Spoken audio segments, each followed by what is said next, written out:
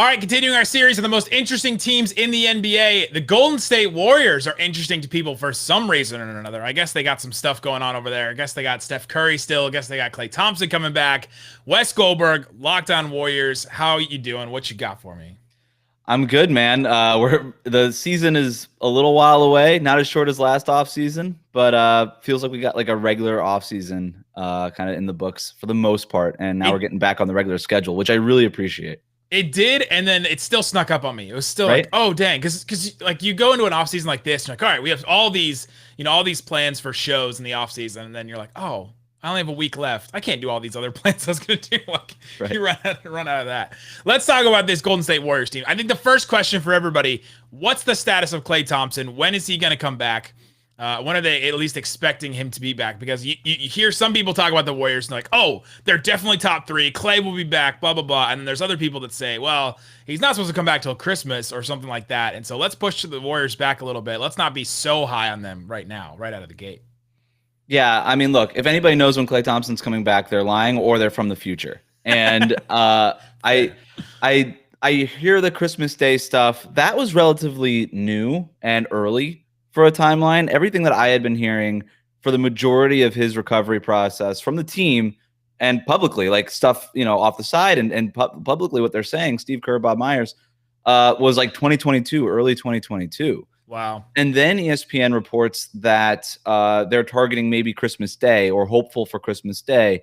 And I don't know, I'm not a doctor, but I'm not really sure what changed with Klay Thompson's medicals based on the schedule release, but that's the only thing that had changed between early 2022 and that Christmas Day game was the fact that, hey, the Warriors are going to be playing on Christmas, and then all of a sudden you start hearing that that Klay Thompson. So my fear is that they're going to try to rush him back, and I understand that Warriors fans, and not just Warriors fans, everybody wants to watch Klay Thompson play basketball. There's not a person that doesn't like watching Klay Thompson play.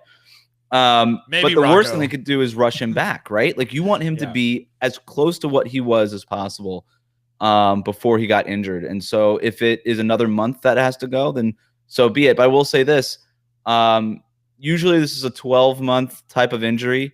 He got injured on November, what was it, 15th or something? And so a month after that would be, or 12 months after that would be, December 15th, this coming December, and give him about 10 days to get back into playing shape, I guess. I don't think that that's enough time.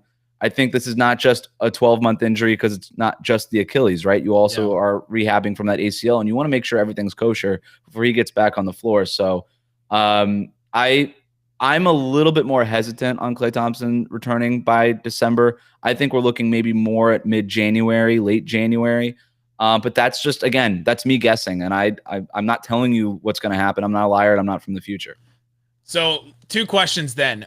What does this team look like with Klay Thompson? Like, what are the expectations if he's back and he's healthy and, all your hesitancy goes out the window because you're like, oh, he's back and he's good. Yeah. But what does this team look like without him? Is it just a run back of last year, basically? What does this team look like with him and then without him?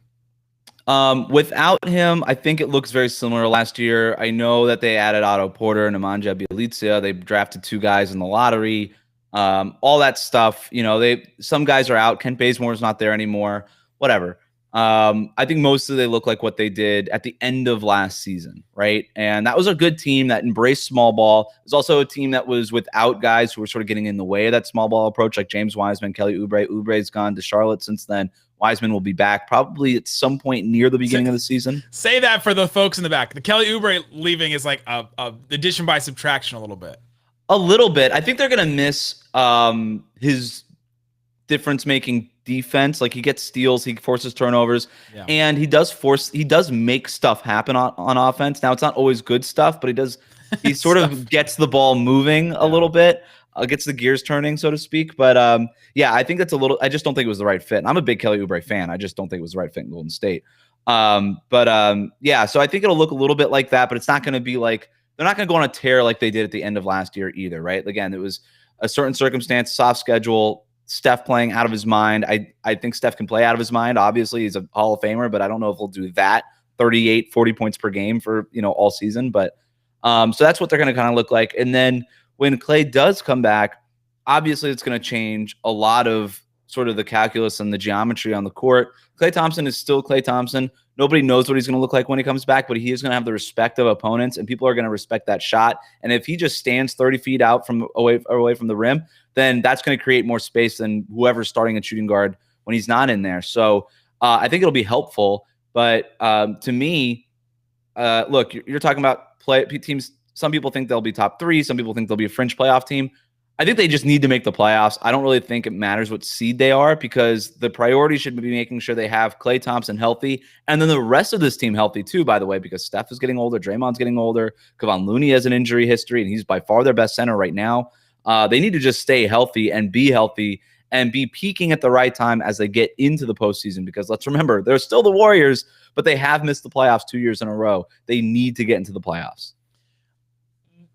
It's been 2-3 years now that we've been saying the Warriors have a big trade in them. The Warriors have a big trade in them. I've kind of resolved to the fact that, well, they're just waiting to see what Klay looks like to come back, because they're not going to make this huge move with Klay out and without all their like chess pieces on the table, basically.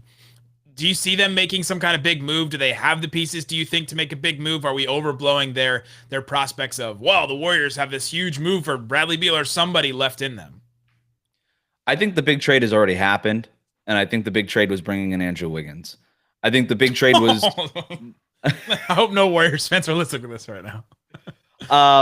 The Warriors are very comfortable going forward with this core without making the big swing. Look, if Bradley Beal is available or somebody of that caliber, yeah, they're always going to be in the conversation. They're going to make the phone calls. They're going to think about it. But Joe Lacob and this ownership group really does value the idea of grooming guys like Wiseman and Kuminga and Moody and Jordan Poole to take over for Steph and Klay and Draymond. Now, I am a little bit dubious and I question whether or not that's possible, given what the short-term expectations are. But that is the goal. And Joe Lacob has said publicly in interviews and after the draft, like, hey, I never thought we were going to make the big swing. We can't do it because of our payroll and all this stuff. Now, I know that a lot of people are looking at the Warriors as a big trade type of destination, but they really do believe at the top that Steph and healthy Klay and Draymond and Steve Kerr and what they have been able to do as far as the players they've been able to add since Kevin Durant left should be enough to win a championship. I don't know that it is, but they believe that it is. Yeah, you talk about the payroll for the team. Like, that's not something we should take lightly, right? They can't just like swing and trade for somebody with this huge contract. Steph making $45 million this year, 37 for Klay, 31 for Andrew Wiggins, 24 for Draymond Green. That looks like a discount. Like the Draymond Green contract looks like, oh man, he's not getting paid anything. Still $24 million for him. Yeah. You've talked about that young core, the Wiseman, Moody, Kuminga. Which one of those guys do you expect to have, the best NBA career? Is James Wiseman going to come and maybe be much better than he was last year? Because I saw lots of stats on, everywhere, Reddit and Twitter and everything, where they said, the Warriors are much better when Jonathan or Wiseman doesn't play. Yeah, like they're much better. They were Looney or somebody else at center. They were one of the worst teams in the league when Wiseman was on the court, and then you take Wiseman off and you put in Kevon Looney, who's I think he's like kind of a neutral type of player. Like he's not going to... Yeah, like wins above replacement. He is like the replacement. 0.0, right? Like that's everybody is judged at the Kevon Looney level. It's the Looney line. We can call it the Looney line. Are you above or below the Looney line? And I don't feel like now I'm like dunking on Kevon Looney. But he's way better than everybody below the Looney line. He is. Hey. That's a lot of players, including James Wiseman right now. And so I don't know, man. I still think that James Wiseman will be a good NBA player. I think that was probably the rookie season from hell for him. Yeah. Like nothing went right.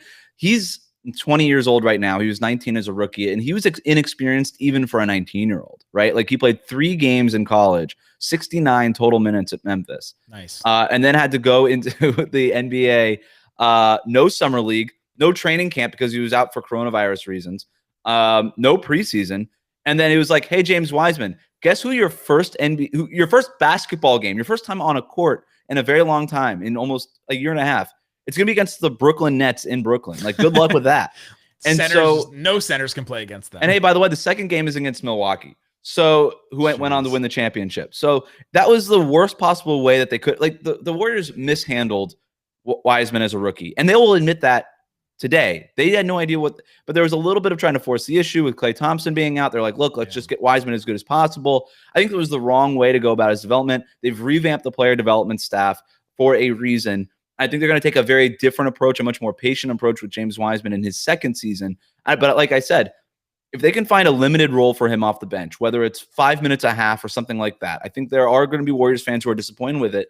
But they need to, if the goal is, hey, let's compete now and then also be good 5, 6, 7 years from now with this new core that we just drafted in the last couple of years, then there's no reason to get that much from James Wiseman right now. Kevon Looney had his best year of his career last year. He showed he could be a start. He's the perfect starting center for this group. Just let him start.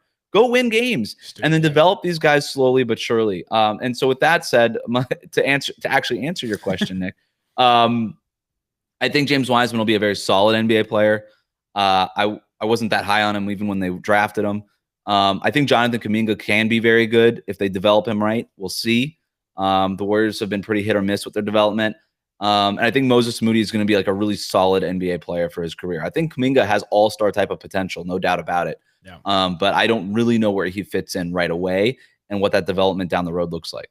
Yeah, the Mavs are kind of doing this thing too. They have this like young core, obviously not as talented as the Warriors' young core, but like they have this team at the top, and then they have this real young core at the bottom of their bench. And the Warriors have this with Poole, Wiseman, Moody, Kuminga. Right. It's an interesting group. So garbage time of Warriors games should be fun.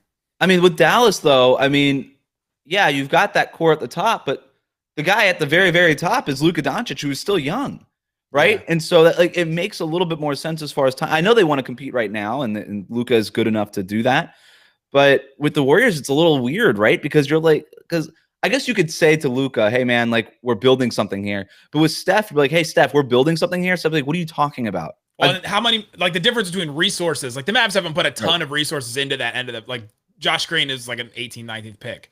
But for the Warriors, it's like, dang, you're talking a number 2 pick, a number like what, 5 pick?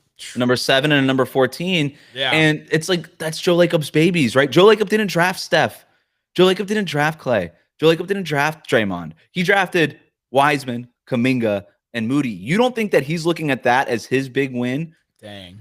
Like, I'm telling you, Joe Lacob loves the idea of being Spurs 2.0, just like every team wants to be.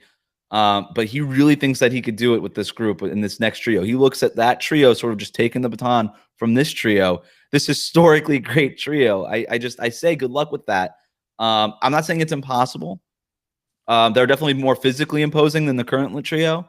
Maybe that's the difference there that could kind of help them, but it's a tall order, man. Interesting. There you go. Wes Goldberg, Locked On Warriors. Going to see more stuff from him going forward. Thanks for joining us. Thanks, man.